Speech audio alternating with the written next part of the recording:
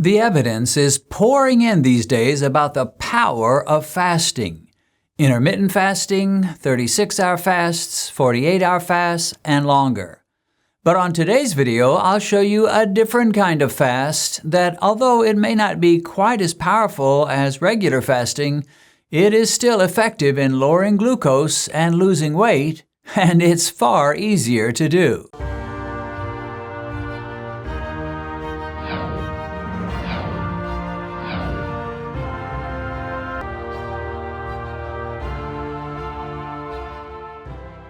Today, we're going to monitor my blood sugar as I do a fast that's not really a fast at all.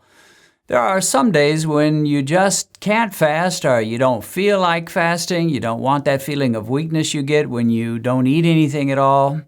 So today we'll look at a way of fasting that's not really fasting, but it's sort of fasting. What am I talking about? I'm talking about a carb fasting day, a day when you eat almost no carbs, but you still eat food. And the way, of course, you do that is you eat what's called a carnivore diet for that day. Now, I do not practice a carnivore diet as a general rule. I'll share some of the reasons for this toward the end of this video, but I do sometimes make use of carnivore meals or carnivore days. These are occasions where you eat mostly meat, although most carnivore diets allow eggs and some allow cheese. For today, I'll eat meat, eggs, coffee, and some cream and butter in my coffee. What this means is I'll be getting almost no carbs at all today, but I'll still be eating and enjoying food. So, this is a carb fasting day, not really a food fasting day. Now, Benedicta often joins me on these blood sugar tests, but she absolutely hates liver, and when I told her we'd be having liver for lunch, she opted out. But I felt it was necessary to include liver in this carnivore day, and I'll tell you why later on. I tested my blood sugar when I woke up, and it was at 101, so that's not very good for me. I'm afraid I drank too much of Benedicta's wonderful spicy tea, which she makes with sugar-free coffee cream, and I think that caused my morning glucose to be higher than normal. But we'll see if this day of almost no carbs gets my blood sugar back down a bit, and then I'll check tomorrow's morning blood sugar as well to see if a day of no carbs will give me a better fasting glucose number the next morning. I'm guessing it will. I did some light exercise on my elliptical trainer just before making this breakfast, and my blood sugar read at 100 just before this, so the exercise didn't seem to lower it much. It's breakfast time, and for my breakfast, I'll be having a very traditional American breakfast of ham and eggs. Now, of course, to be really traditional, I'd have some toast with it, but I'm not going to do that. Ham is not really much of a keto meat. It's just too lean. It doesn't have enough fat in it for that. But I bumped up my fat for this meal with two things. I fried the ham and the eggs in butter, so the butter coating is going to give me more fat with my meal. And I put heavy cream and butter in my coffee, so that will also increase my fat. Now, some of you might be saying, why in the world would you want more fat? Won't that clog up your arteries? No, it won't, as long as I keep my carbs low. A high-fat, low-carb diet is actually far healthier for your arteries and your heart than a high-carb diet, especially if you include high fat as well. So I don't fear fat. In fact, I embrace it. I run to fat. As long as my carbs are low, fat is my friend, fat is my buddy, and my partner in good health and low glucose numbers. Okay, if you'll excuse me, I'm going to have my breakfast of ham and eggs with bulletproof coffee, or butter coffee as I like to call it. I'll be testing an hour after each meal, which is when my blood sugar tends to peak. I don't expect big blood sugar spikes today. In fact, I'd be the most shocked guy in Texas if I experience any kind of major glucose spikes.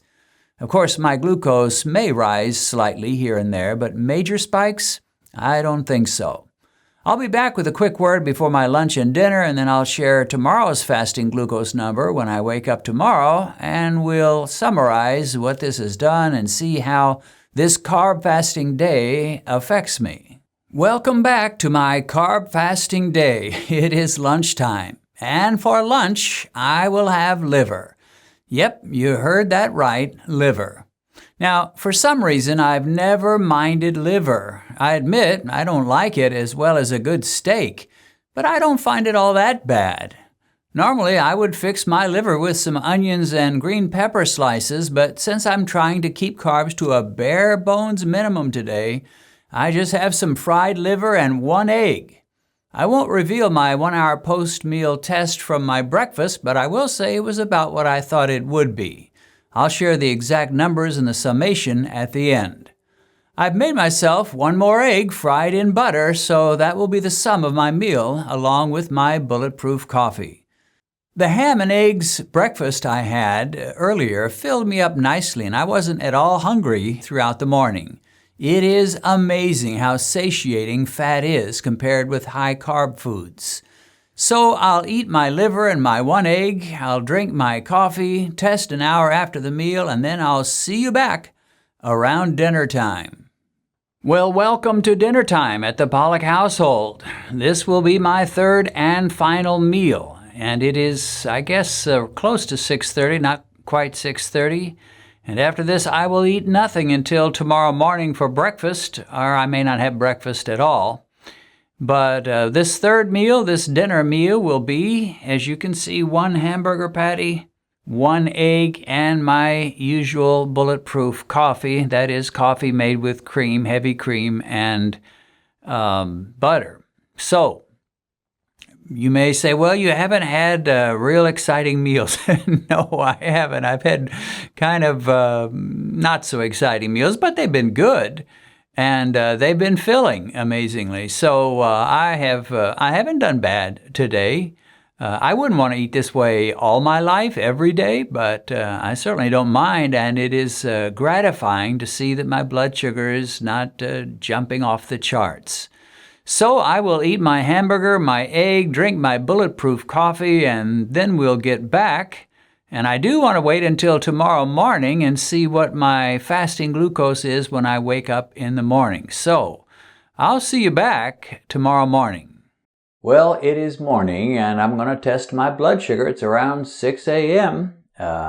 Sometimes I sleep later, sometimes not so late. And we will see what this day of carb fasting has done in terms of my fasting glucose on the next day. So, I'm hoping for a better number than yesterday. Yesterday was really a very poor number for me. I know some of you are saying, well, 101, I wish I could have that. Well, you can. Most of you can have a 101. But normally I'm in the 80s or the 90s. And so we'll see what we get today. And the countdown has begun. Well, 95, better than yesterday. Not great by my perspective. But nevertheless, 95 isn't too bad for someone that probably should be a diabetic with blood sugar in the 200s, 300s. That's how I look at myself. If I ate the way Americans typically eat, I should have just outrageous blood sugar. But I don't, because I keep it under control by the grace of God.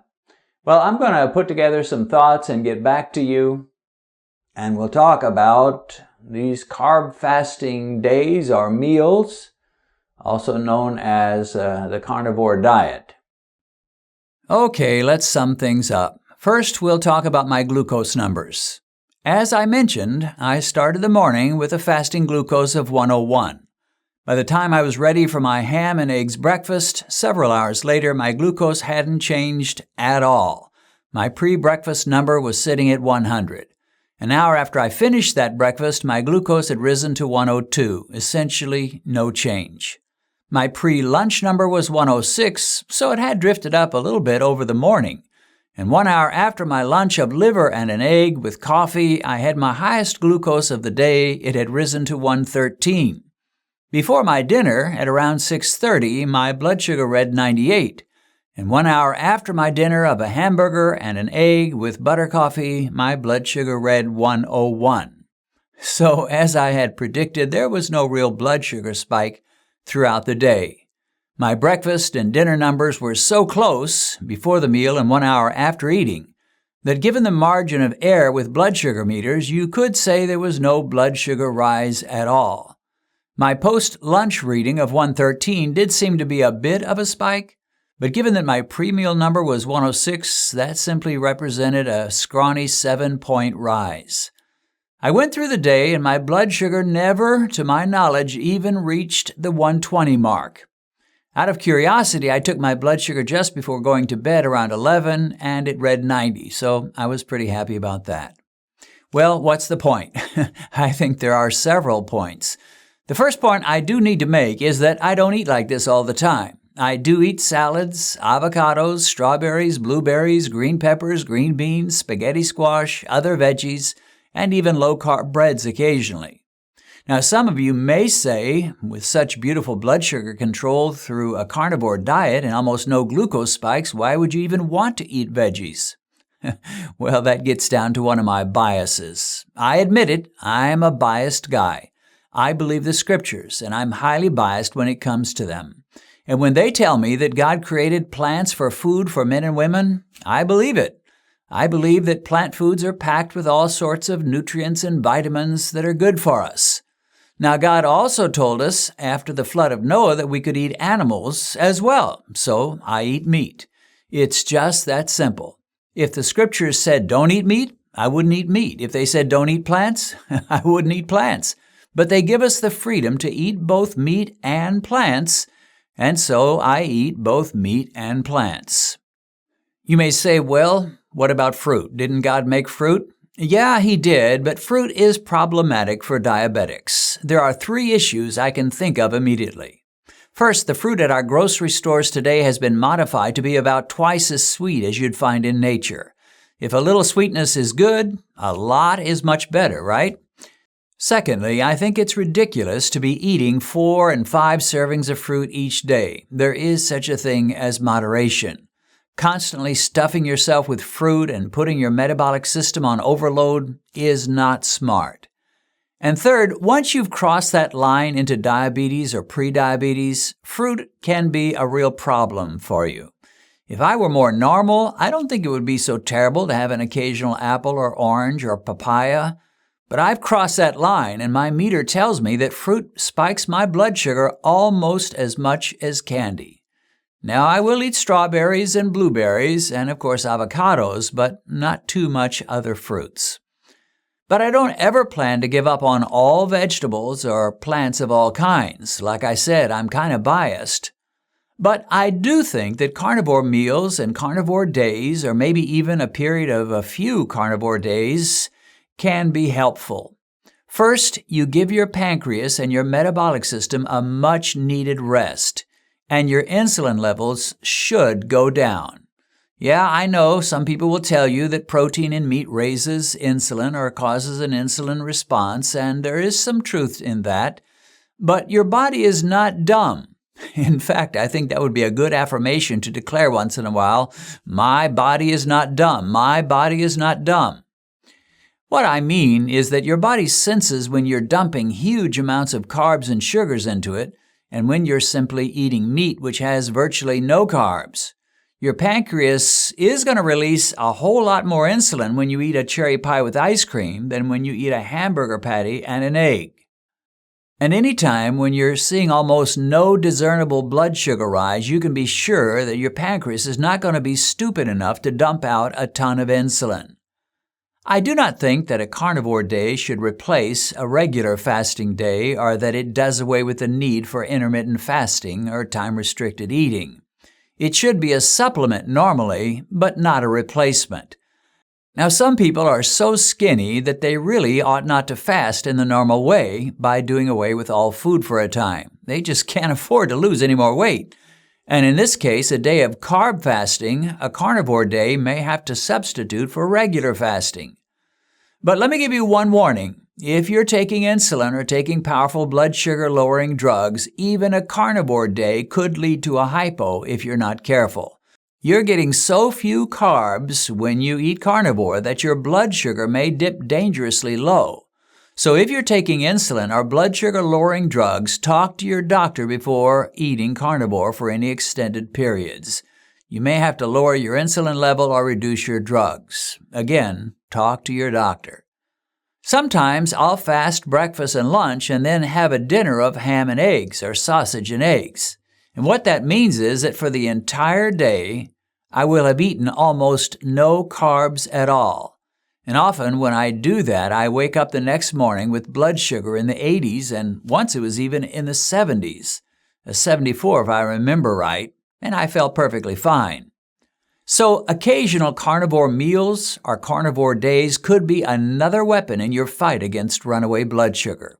Give it a try and talk to Mike the Meter and see what he has to say about it.